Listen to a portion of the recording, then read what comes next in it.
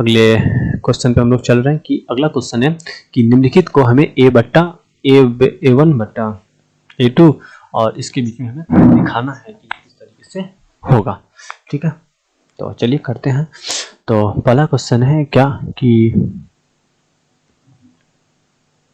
बोल रहा है कि अनुपातों को A बट्टा मतलब A बाई A1 बट्टा A2, B1 बट्टा B2 और C1 बट्टा C2 के फॉर्म में लिखना है और हमें बताना है कि ये कौन समांतर होगा, संपाती होगा। तो दोस्तों आप लोग ध्यान रखिएगा, यदि आपके पास दो समीकरण है, जैसे दो चर वर्ष, एक A1x plus B1y plus C1 बराबर 0 और एक A2x plus B2y plus C2 बराबर 0। अगर आपके पास दो समीकरण दिया गया है, यदि अगर आपके पास दो समीकरण है तो इसको अगर हम लोग बट्टा में हल करेंगे तो पहला केस बनेगा यदि A1 बट्टा A2 बराबर B1 बट्टा B2 बड़ा A1 बट्टा A2 बराबर नहीं B1 बट्टा B2 के, तो इसकी जो रेखा होगी वो क्या होगी, प्रतिच्छेदी होगी। वो क्या होगा, एक बिंदु पर प्रतिच्छेद करेगी, एक बिंदु पर प्रतिच्छेद करेगी। ठीक है, आपके पास एक दूसरा केस आ रहा है, हर एक को समझाऊंगा, बस पेशेंस रखिए। दूसरा केस आ रहा है,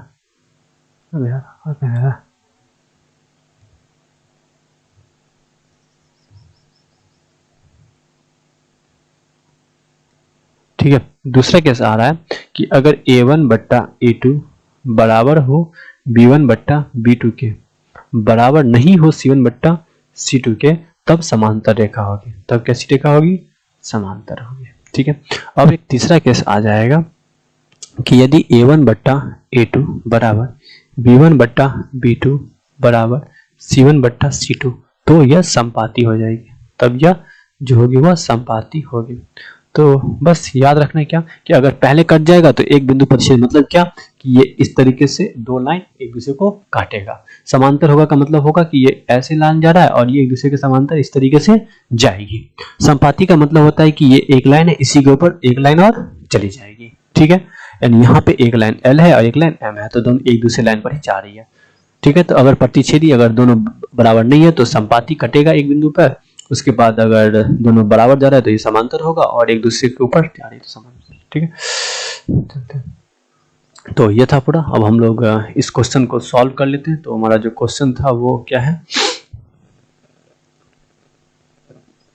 इरेज नहीं करता हूं, अगले पेज पे चला जाता हूं। क्या है, 5x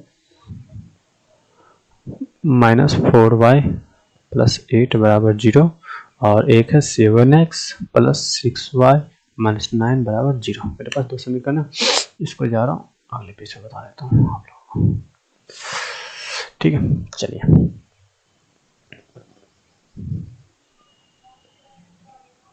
आपके पास जो इक्वेशन है वो क्या है, 5x माइनस 4y प्लस 8 बराबर 0। उसी प्रकार से 7x प्लस 6y माइनस 7 बराबर है 0। ये समीकरण वे 1 है, ये 2 है। अब लिखेंगे, अब समीकरण 1 और 2 की तुलना अब लिखेंगे हम लोग। समीकरण 1 व 2 की तुलना A1x plus B1y plus C1 बराबर 0 और A2x plus B2y plus C2 बराबर 0 से करने पर क्या हो जाएगा, A1 हो जाएगा 5, A2 हो जाएगा 7, B1 हो जाएगा -4, B2 हो जाएगा 6, C1 हो जाएगा 8 और C2 हो जाएगा -7। ये रहा मेरे पास। ठीक है, तो अब हम इसको लिखेंगे क्या कि 5/7। अब 5/7 -4/6 8/-7।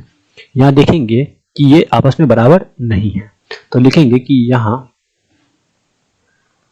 A1/A2 बराबर नहीं है B1/B2 के, तो यह एक बिंदु पर प्रतिच्छेद करेंगे। प्रतिच्छेद करेगी। ठीक है, चलिए अगले पर चलते हैं।